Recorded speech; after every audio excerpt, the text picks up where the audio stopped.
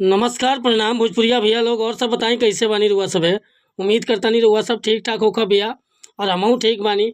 तो सबसे पहले तो धनतेरस और दिवाली के शुभकामना, हार्दिक बधाई, हैप्पी दिवाली, हैप्पी धनतेरस। आज बहुत बढ़िया मैटर लेके उपस्थित बानी रुआ सबके बीच में लेके लव सॉन्ग भोजपुरी गीत। आ बहुत बढ़िया गीत के रचना के लिए बानी। अगर एक नया म्यूजिक बनवा के बढ़िया ढंग से गायकी कर देता नहीं तो गाना 100% बच जाए भैया। आ दिल के छुए वाला मैटर बा। तो चलिए देर ना करते हुए मैटर के शुरुआत कल जा। आखिर ये गीत के कैसे गावे के बा, का एकर धुन बा, का लय बा। लेकिन वीडियो स्टार्ट कर से पहले भैया एगो बात बतावल चाहब। रउआ अगर नया सिंगर बानी आ सिंगिंग में इंटरेस्ट बा, अच्छा मैटर के तलाश में भटकतानी, बढ़िया गीत नहीं खे मिलत, बढ़िया तुकबंदी नहीं खे मिलत, चाहे मन पसंद के मैटर नहीं खे मिलत, भैया अगर हमारा चैनल पर आ गई बानी एकदम निश्चिंत रही, निराश भैया की जरूरत नहीं है। रउआ जैसन भी मैटर चाहत हो कब लिखवावे के बड़े भैया बिल्कुल उचित चार्ज पर हुआ के फर्स्ट क्लास के मैटर व्हाट्सअप के जरिए मिल जाए भैया।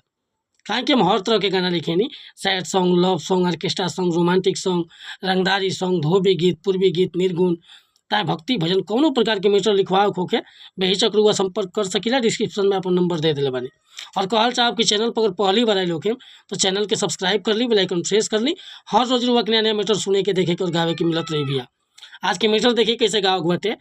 अरे बड़ी फुर्सत से बाड़े बनौले खुदा, हो बड़ी फुर्सत से बाड़े बनौले खुदा, तोहर दोनों नयन का तिलाना बहो, बड़ी फुर्सत से बाड़े बनौले खुदा, तोहर दोनों नयन का तिलाना बहो, बावे कम सिन जवानी मधुर मुस्कान, हो बावे कम सिन जवानी मधुर मुस्कान, खूबसूरती प दिलवा दीवाना बहो, बड़ी फुर्सत से बाड़े बनौले खुदा, तोहर दोनों नयन का तिलाना बहो, बड़ी फुर्सत से बाड़े बनौले खुदा।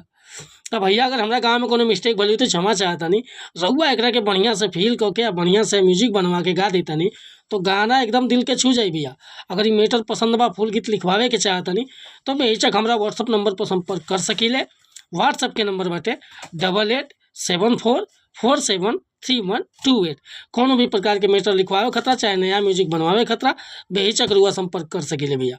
मिला तनी फिर से अगला वीडियो में। अगर वीडियो पसंद आई होई तो लाइक करब, कमेंट करब, चैनल पर पहली बार आए लोग तो चैनल के सब्सक्राइब कर ले। जय हिंद, जय भारत, जय भोजपुरी समाज।